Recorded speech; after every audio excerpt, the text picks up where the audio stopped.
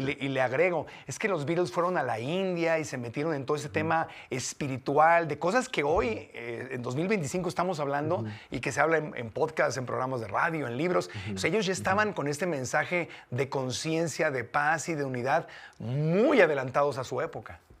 Sí, de hecho, una de las cosas que es precioso es ver que ese es el mensaje principal en casi todas las canciones de los Beatles, ¿no? O sea, es el amor. O sea, el amor y la paz es el mensaje principal. Y justamente en esta cuestión del autoconocimiento, ellos, influenciados mucho por la idea de George Harrison, que fue el primero en acercarse a ese tema, viajan a la India en 1968 después de haber escuchado una plática de el Maharishi Mahesh Yogi, que hacía la meditación trascendental, y pues se empiezan a acercar muchísimo al proceso de la meditación y del autoconocimiento, porque yo creo que eso es algo que los ayudó mucho, ¿no? O sea, esta idea de el amor, la paz y el poderse conectar mucho con sus emociones, cosa que era difícil pues para la época y pues en general todavía sigue siendo un poco difícil, ¿no? O sea, el que sea ellos unos hombres que salían y decían yo amo, yo quiero, yo cuido, ¿no? O sea, ese tipo de cosas eran muy innovadoras. Sí. Entonces,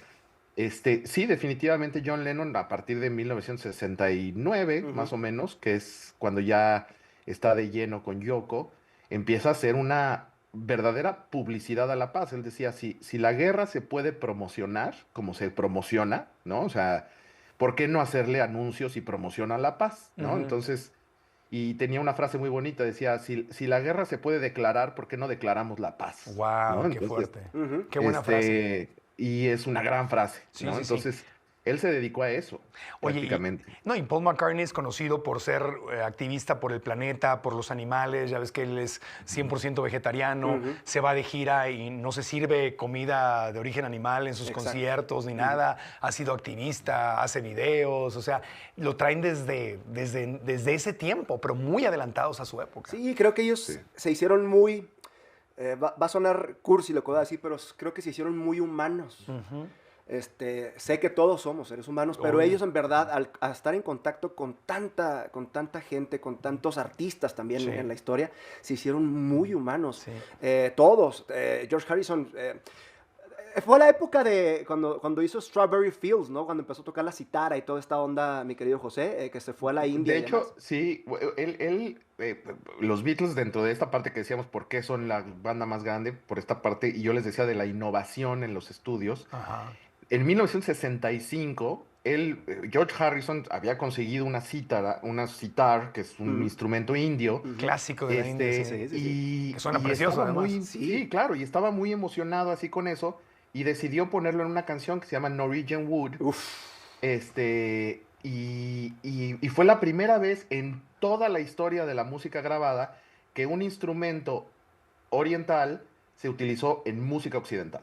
O sea que Entonces, lo que hace innovación absoluta. Innovación absoluta, lo que hace Santana de la fusión de ritmos y todo, ellos lo empezaron a hacer desde hace Sí, muchísimo o sea, Como ahorita lo músico que y compositor, tú siempre dices, todo lo que quieras inventar, ya lo tocaron los Beatles.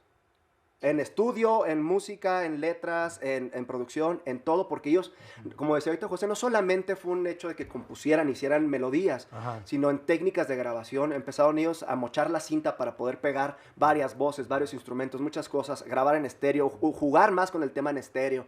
Todas esas técnicas, las distorsiones de voz que usaba John Lennon en guitarras, ellos en verdad crearon la música como la conocemos. Qué maravilla, qué maravilla. Oye, un pedacito de All You... Bueno, o cerramos con... Porque ya nos quedan un par de minutos, pero yo quiero escucharle de All You Need Is Love, ya que estamos hablando del amor y del mensaje de los Beatles, pero Sí. también le quiero hacer, o sea, no me puede faltar el chismecito cuando hablamos de los Beatles.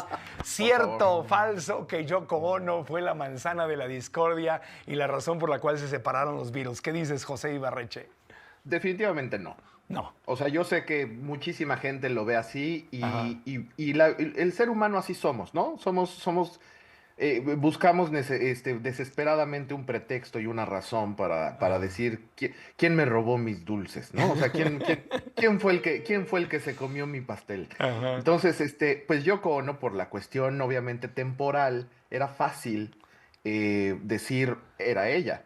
Pero si hacemos un recuento, la primera persona en decir renuncio a la banda, aunque no lo crean, fue Ringo Starr en Oh, 1968. Él se sentía que no había nada más que hacer en la banda, que todos se llevaban muy bien menos él y renunció. uh, Renunció y se fue de vacaciones al yate de Peter Sellers, donde ahí le platicaron la historia sobre unos pulpos y compuso Octopus Garden.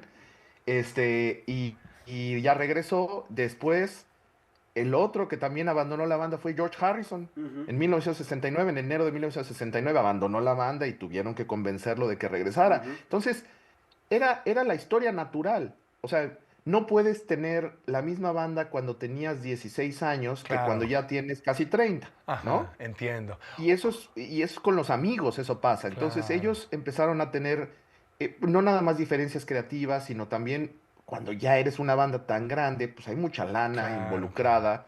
Y pues eso fue